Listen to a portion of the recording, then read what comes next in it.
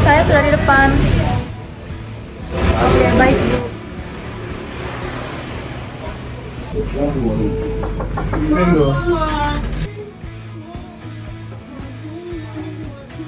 Permisi Bu, silahkan duduk Namira.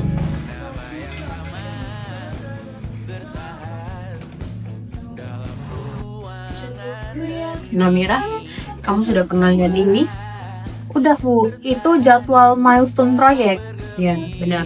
Ini milestone keempat. Harusnya selesai 2 minggu lalu. Sekarang klien sudah mengirim email, mereka minta penjelasan. Tapi apa yang terjadi? Kenapa Bu?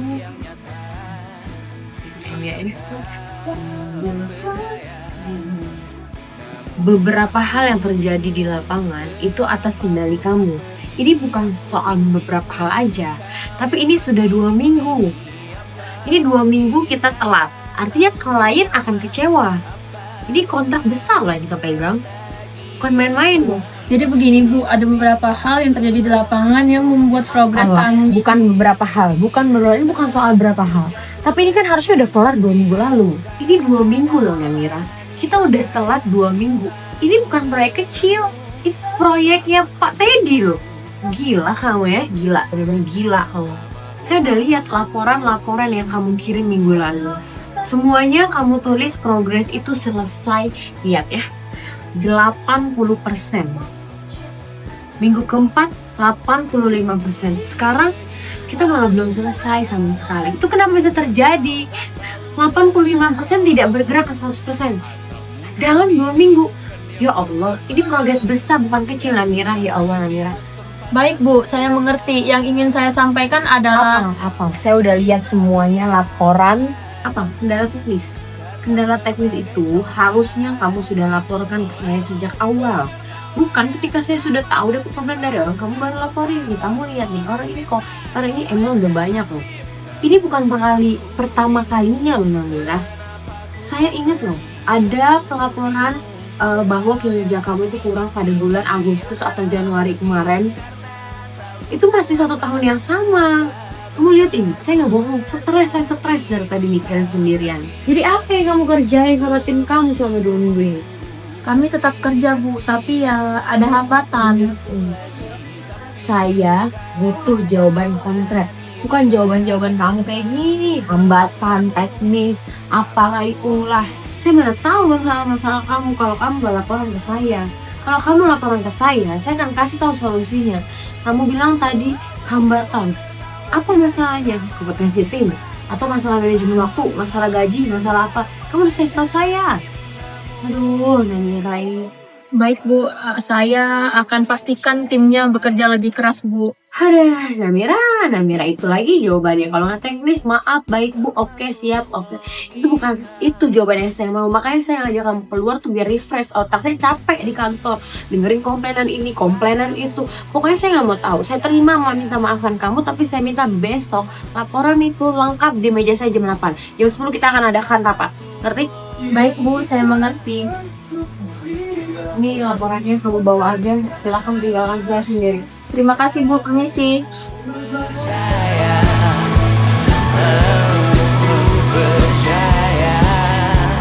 tak masuk logika, tak masuk logika. Padamu ku percaya, padamu ku percaya. Tak masuk logika, tak masuk logika. Padamu ku percaya.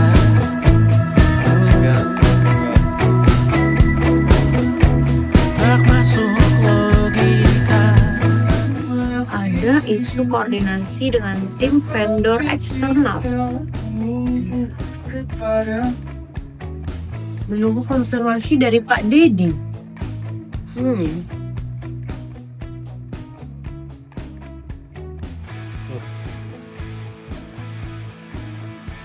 Namira, sebelumnya terima kasih ya sudah mau memberikan laporan itu dengan tepat waktu.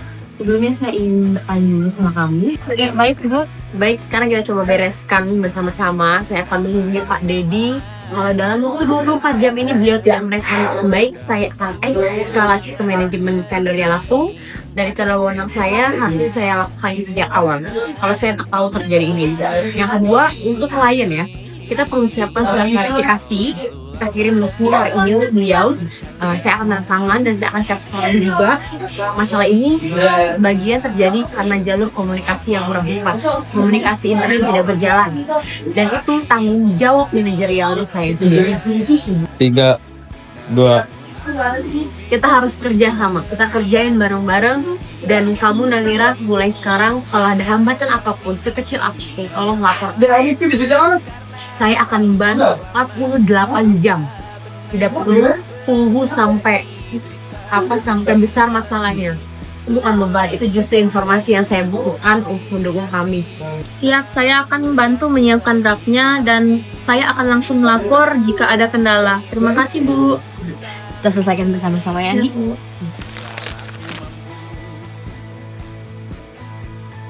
Oke, jadi kita baru aja menyaksikan video antara Resti dan videonya Namira dalam komunikasi ini. Kita akan bedah satu-satu komunikasi bisnisnya. Di pertemuan pertama ini kita bisa lihat bahwa Resti melakukan sesuatu tindakan yang disebut oleh para ahli disebut dengan premature conclusion, atau kondisi di mana seseorang menyimpulkan suatu masalah dan menjabarkannya tanpa tahu informasi lengkapnya itu gimana kejadian di lapangannya. Ini tentu melanggar etika dalam komunikasi bisnis, yaitu active listening atau mendengarkan secara aktif untuk dapat mengetahui berbagai macam informasi yang diperlukan. Resti melanggar itu, maka di sini Resti tidak baik dalam melakukan komunikasi bisnis. Pada poin kedua, kita bisa lihat gimana Namira pada akhirnya bersembunyi di balik pintu dan memilih untuk tidak berbicara sepatah kata pun. Karena Namira tahu bahwa berbicara dalam kondisi seperti ini itu tidak akan membuahkan hasil apapun. Dalam komunikasi bisnis, ini disebut dengan defensive communication. Ataupun pada akhirnya Namira memilih untuk tidak mau berbicara karena Namira tahu berbicara hanya akan membuahkan masalah.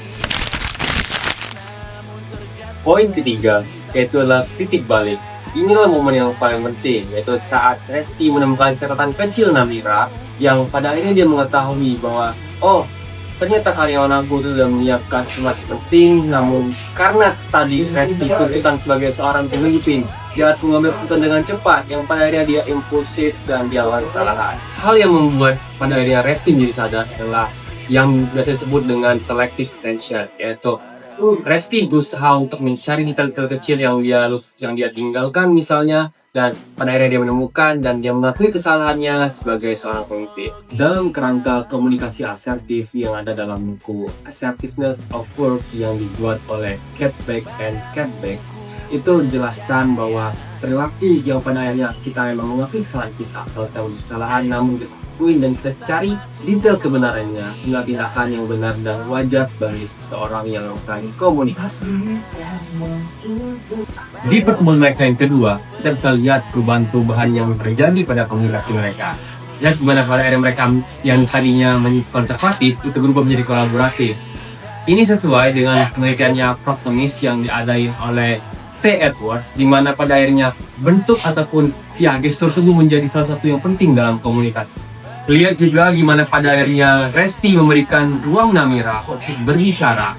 Ini memberikan pada akhirnya kenyamanan bagi Namira untuk mengeluarkan isi hatinya dan memberikan solusi-solusi yang pada akhirnya dapat diterima oleh Resti sebagai seorang pemimpinnya, dan justru yang bagus karena Resti mendapatkan solusi ya pada akhirnya sesuai dengan hal ini dibuktikan dengan saat Resti memberikan probing questions ataupun bentuk kenyataan elaborasi yang dijatuhkan terus-menerus oleh Resti agar Namira mampu menjelaskan semua masalahnya dengan runtun dan jelas. Pada akhirnya lihat gimana pada akhirnya Resti menutup diri dan menutup tatapan ini dengan action plan, yaitu Resti menggabungkan pendapatnya dan sesuatu yang terjadi dalam pekerjaannya dengan solusi yang ditawarkan oleh timnya, atau dalam konteks ini adalah Namira sebagai karyawannya. Ini adalah bentuk komunikasi dialog ataupun dalam komunikasi yang berjalan dua arah, dan lihat bagaimana mereka menciptakan komunikasi yang lancar. Apa yang pada akhirnya video ini ajarkan adalah teamwork, bahwa satu aja masalah yang ada dalam komunikasi kita dapat membuat suatu masalah sistemik yang justru akan berdampak pada masalah-masalah lain. Tapi nggak cuma itu, kita diajarkan bahwa walaupun kita melakukan kesalahan, ya itu wajar mengikut kemudian. Tapi masalahnya apa? Gimana pada akhirnya kamu dapat memperbaiki masalah-masalah itu terhadap suatu solusi yang dapat memperbaiki semua masalah yang ada. Intinya apa? Hadapi semua masalah dengan tenang. Perhatikan detail-detail kecil, jangan tinggalkan hal-hal kecil walaupun itu sekecil apapun.